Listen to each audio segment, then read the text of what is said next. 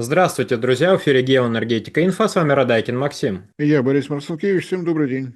Президент Украины анонсировал введение режима чрезвычайной ситуации в энергетике. ВС России нанесли массированный и комбинированный удар по энергетической инфраструктуре в Киевской, Днепропетровской, Харьковской и Запорожской областях. В Киеве и окрестных городах тотальный блэкаут. Мэр Киева призвал жителей покинуть город. Что означает режим ЧС? Можно ли назвать ситуацию точкой невозврата украинской энергетики?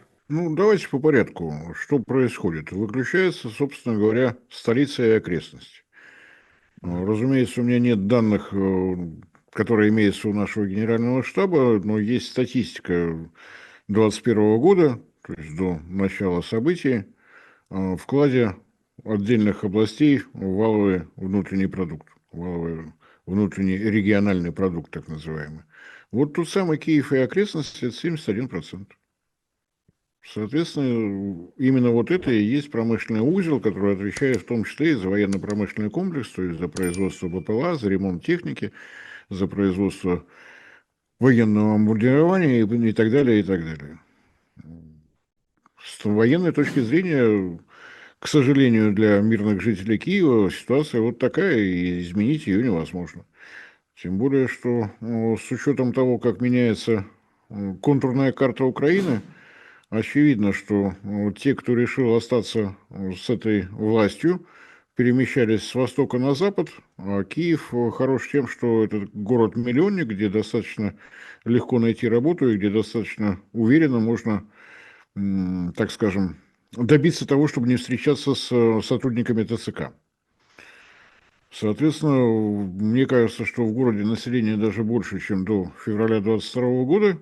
Почему все меры, которые необходимо предпринимать, не предпринимались, для меня тоже большая загадка.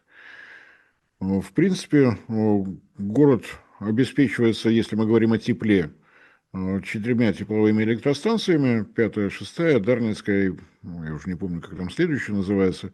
Что касается электроэнергии, то через подстанцию Северная поступает электроэнергия с Ровенской атомной электростанции, и дополнительные объемы электроэнергии поступают с Киевской ГЭС и Киевская ГАЭС. Там поступления небольшие, но она регулировала пиковую мощность. Вот шаг за шагом выключены, насколько сейчас можно понять, практически все тепловые электростанции. Если сначала вода подавалась на нижние этажи, то сейчас один квартал за другим остается без теплой воды вообще. Что касается действий городских властей, то, насколько можно судить по телеграм-каналам, то, что необходимо в морозные дни и ночи слив воды из батарей с тем, чтобы потом не возникло никаких, не растрескались трубы, не возникли воздушные пробки, вроде бы это сделано. Насколько можно судить по украинским ТГ-каналам, единичные случаи полной разморозки многоквартирных домов. Это с одной стороны. С другой стороны, мы по-прежнему видим киевские телеграм-каналы, значит, электроэнергия там есть. Вопрос только в каких объемах. Что делают в таких случаях? Нужно иметь резервные передвижные мощности, дизельные, бензиновые, уже все равно какие есть, такие и нужно использовать. Если тот или иной многоквартирный дом остался без электроэнергии, добираемся до трансформаторной будочки, обычно такой небольшой четырехугольничек во дворе, подсоединяемся напрямую, запитываем дом.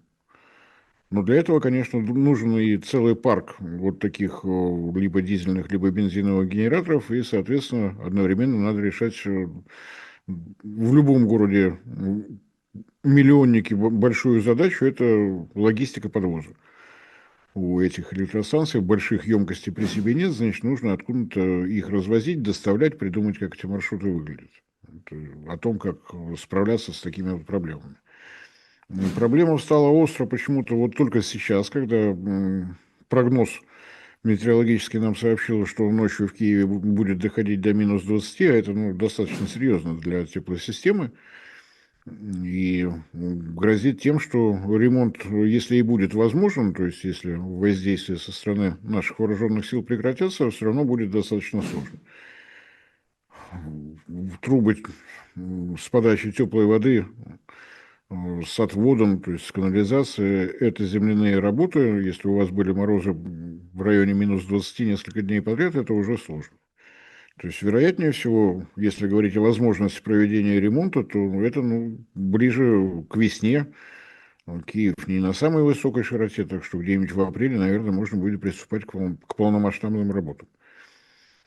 То, что Владимир Зеленский высказал недовольство поведением мэра города Кличко, но это, на мой взгляд, проблема господина Зеленского, потому что мэр, неважно, как звучит его фамилия, в этой ситуации действует действительно адекватно. Предупреждает о том, что вот такие проблемы будут, о необходимости сливать воду, и о том, что все, у кого есть возможность перебираться в те места, где есть свет и тепло, нужно приступать сейчас. Это не эвакуация, это добровольно.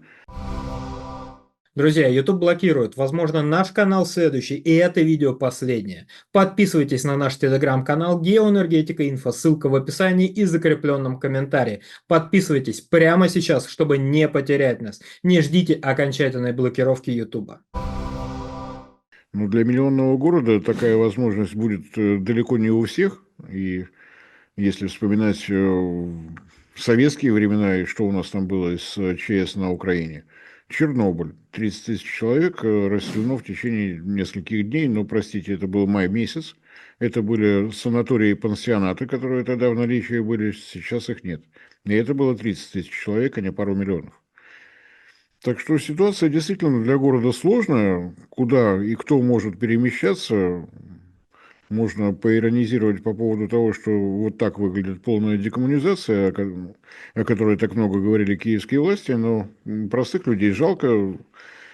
Понятно, что если сейчас будут действовать, так скажем, строго по инструкции, то будет обеспечена автономным питанием система водоподачи и водоотведения. Хотя бы холодная вода в квартире должна поступать для того, чтобы то, что обратные продукты жизнедеятельности должны возвращаться в те места, которые для них определены. В том случае, если система канализации накажет долго жить, будет совсем грустно, потому что тогда и весной будет далеко не просто, даже когда все это растает. Справится Киев с этой проблемой, справятся ли пригороды Киева, можем только наблюдать, при этом ни на минуту не забывая, что в условиях ведущихся боевых действий обман врага – это доблесть. Рассчитывать на то, что мы будем получать стопроцентно точную информацию, разумеется, нельзя. Ну, а такой самый простой индикатор, если мы видим, что по-прежнему украинские паблики в социальных сетях продолжают пополняться сообщениями, значит, по крайней мере, электроэнергия там есть. Хватит ли дизельных электростанций для того, чтобы работали промышленные предприятия? А ведь именно это и является основной целью нашего генерального штаба – выключить ВПК с тем, чтобы и производство, и подвоз боеснаряжения всевозможных артиллерийских систем и прочего был прекращен. Ну, очевидно, что дизельная электростанция, ну, я мощностью более 1,5 мегаватт не встречал. Газовые, да, но с газом там сейчас тоже сложно. Поэтому наверняка все, что есть в наличии, это дизельные, бензиновые генераторы. Для того, чтобы крупное предприятие работало, мощность нужна исчисляемая десятками мегаватт, то есть это несколько электростанций передвижных должны работать одновременно, должны быть синхронизированы между собой, должен быть синхронизирован подвоз топлива, тоже крайне сложно и с технической точки зрения, и с логистической точки зрения задач. В силу этого, логика подсказывает, что воздействие со стороны наших воздушных сил будет продолжаться на линии боевого соприкосновения, наличие обмундирования, возможности ремонта техники нам только во вред, поэтому этот риск надо убирать, и если вот такое решение принято, можем только приветствовать. При этом стоит помнить, что в результате того, что происходит в портах возле города Одессы, а это единственный на день сегодняшний, почти единственный источник нефтепродуктов, свои нефтеперерабатывающие заводы не работают, поступления со стороны Польши, со стороны Румынии по железной дороге есть, но невелики. Оптимальный вариант, разумеется, доставлять морем. Если будет выключен порт, то будут проблемы и со всей распределенной генерацией, давайте ее так назовем. Вот такая обстановка. Многое, конечно, зависит от того, как будут выглядеть погодные условия. Если уж говорить об устремлениях Украины в Европу, ну вот, собственно, абсолютно европейские условия. Если есть ветер и солнце, значит перезимуем, а если нет, значит не урожай. Вот, собственно говоря, вся картинка. Что это еще дополнительно осложняет, так это снижение температуры в Европе, соответственно, там растет спрос на электроэнергию, и, разумеется, есть риски того, что импортировать электроэнергию через Закарпатскую область тоже будут сложности, просто потому что не будут поставлять. Европейские страны, прежде всего, обеспечивают самих себя. Зарабатывать деньги на Украине они никогда не против, но не в пику безопасности собственного населения и бизнеса. Борис Леонидович, ну, допустим, они восстановят энергетику. А что, на чем они будут производить, генерировать электроэнергию? Как у них дела с газом обстоят? Ну, тут тоже туман войны, который многое не рассеивает. Известно, что были сообщения достаточно панические о том, что на 40% снизилась собственная добыча.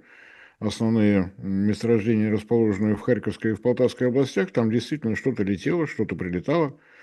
Да, есть информация о том, что далеко не все в порядке возле города Стрия, где находится оборудование, обеспечивающее работу подземных хранилищ газа. Речь не о том, что можно взорвать само подземное хранилище, там, простите, глубина 400 с лишним метров, но все, что торчит сверху, то есть оборудование для закачки газа, оборудование для подачи обратного давления с тем, чтобы газ изъять, оборудование для осушки газа и так далее, вот тут действительно может быть выведено из строя.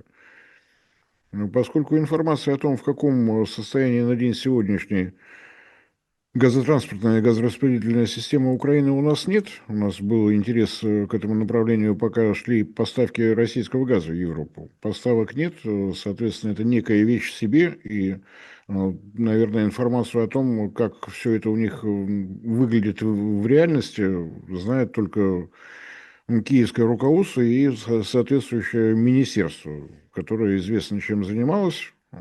Тут тоже можно по-разному относиться к фактам коррупции. В данном случае это для нас полезное изобретение. То есть вместо того, чтобы направлять европейские, американские деньги на то, чтобы повышать надежность энергосистемы, деньги разворовывались. Это хорошо, это правильно. Я надеюсь, что господин товарищ глава администрация президента Украины чувствует себя в Израиле хорошо. То, как чувствует себя население его страны, которое он как бы должен был обеспечивать всем необходимым, это другой вопрос. Все это, может быть, звучит достаточно цинично, но, простите, не мы эту власть выбирали, не мы такую систему государственного управления себе придумывали. Так что, несмотря на то, что это действительно наш братский народ, в такие условия они поставили себя в основном собственными руками, ногами, головами. К сожалению, вот так. Борис Леонидович, большое спасибо за комментарии, друзья. Подписывайтесь на телеграм-канал Геоэнергетика Инфо. Ссылка будет в описании и закрепленном комментарии. Там же будут реквизиты для желающих финансово поддержать наш проект, чтобы мы и дальше также бодро вещали на всех площадках без монетизации, исключительно благодаря вашей финансовой поддержке на спонсор.ру. Спасибо, до новых встреч. Не забывайте распространять наши ролики в ваших социальных сетях. Это тоже существенная поддержка нашего проекта. Всем спасибо за внимание. Всем всего доброго.